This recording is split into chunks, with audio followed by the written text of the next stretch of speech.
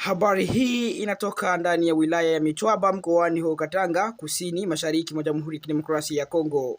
Watu 8 wamepoteza maisha kufuatia shambulizi jipya lililodaiwa kufanywa na waasi wa Mai Mai katika kijiji cha Kyubo Mamba kilichopo zaidi ya kilomita 100 kutoka ndani ya mji wa Mitwaba na karibu kilomita 300 kutoka Lubumbashi. Kwa mujibu wa mashirika ya kirahia ya eneo hilo, shambulio hilo lilitokea mapema asubuhi ya Jumapili kati ya saa 11 alfajiri na saa 2 asubuhi. Washambuliaji walivamia wanajeshi waliokuwa katika kambi yao kabla ya kushambulia miundombinu na watu waliokuwa ndani ya eneo hilo. Taarifa za awali zinaeleza kuwa watu 8 waliuawa. Miongoni mwao ni wanajeshi 2 na jeshi la Jamhuri ya Kidemokrasia ya Kongo FARDC pamoja na raia 6 waliokuwa wanaishi ndani ya kambi hiyo ya kijeshi.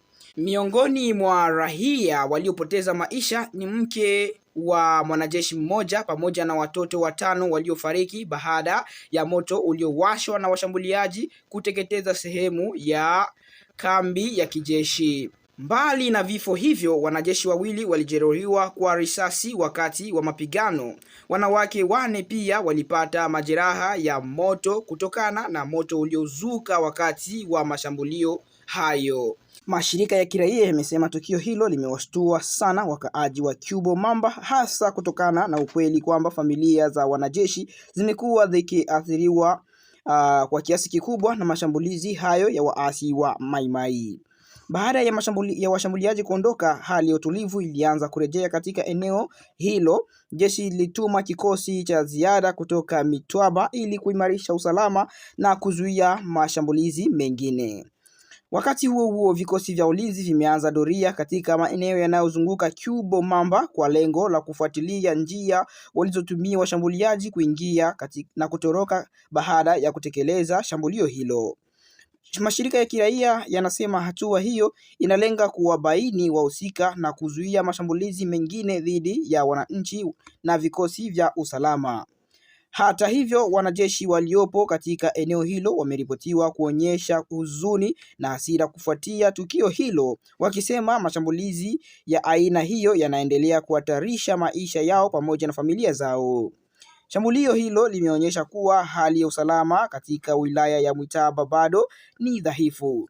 Eneo hilo limekuwa likikumbwa mara kwa mara na uvamizi wa makundi yenye silaha, hasa waasi wa Mai Mai ambao wameendelea kufanya mashambulizi katika vijiji mbalimbali na maeneo yenye miundombinu hafifu.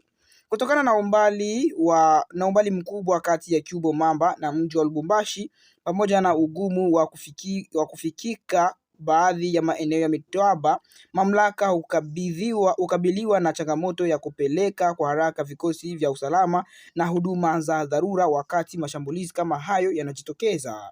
Mashirika ya kiraia yanaonya kuwa mashambulizi hayo yanayojirudia yanaongeza hofu miongoni mwa wananchi na yanaonyesha umuhimu wa kuimarisha ulinzi katika maeneo ya vijijini. Pia yamezitaka mamlaka kuongeza idadi ya wanajeshi, kuboresha mfumo wa ukusanyaji wa taarifa za kiusalama na kuweka mikakati ya kuzuia mashambulizi kabla haijatokea.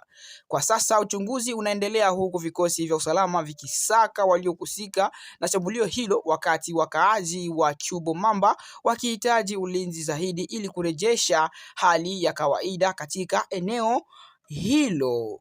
Hizo zilikuwa ni taarifa kutoka huko Kyubo Mamba ndani ya eneo ya huko Katanga.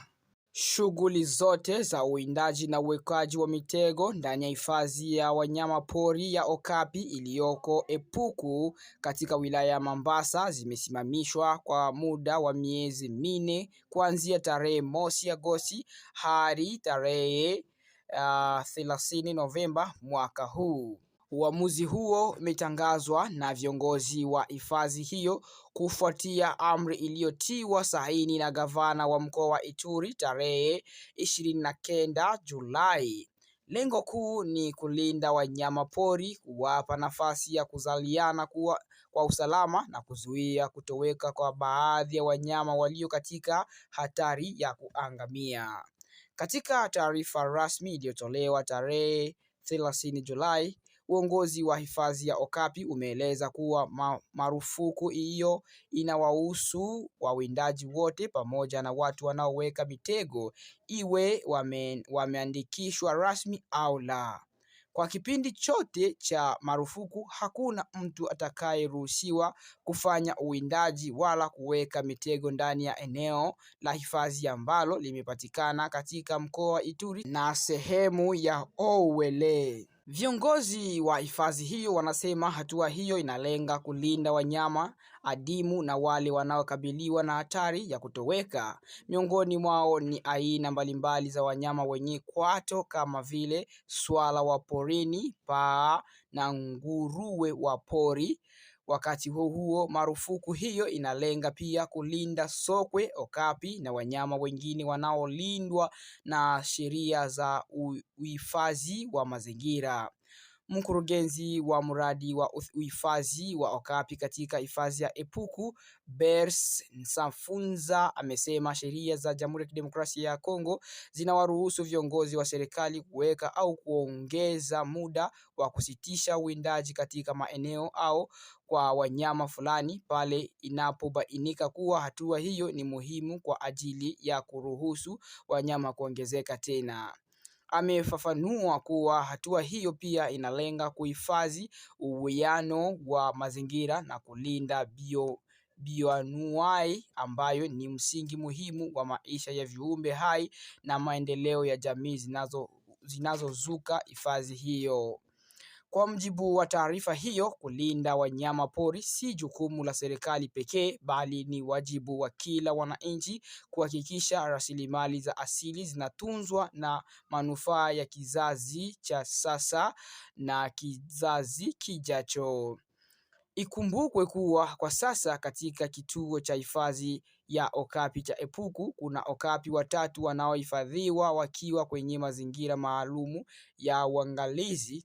Wanyama hao ni wadume wawili na jike mmoja ambao wamekuwa wakitunzwa kwa takriban mwaka mmoja na nusu kama sehemu za juhudi za kuhifadhi spishi hiyo adimu ambayo inapatikana nchini DRC pekee.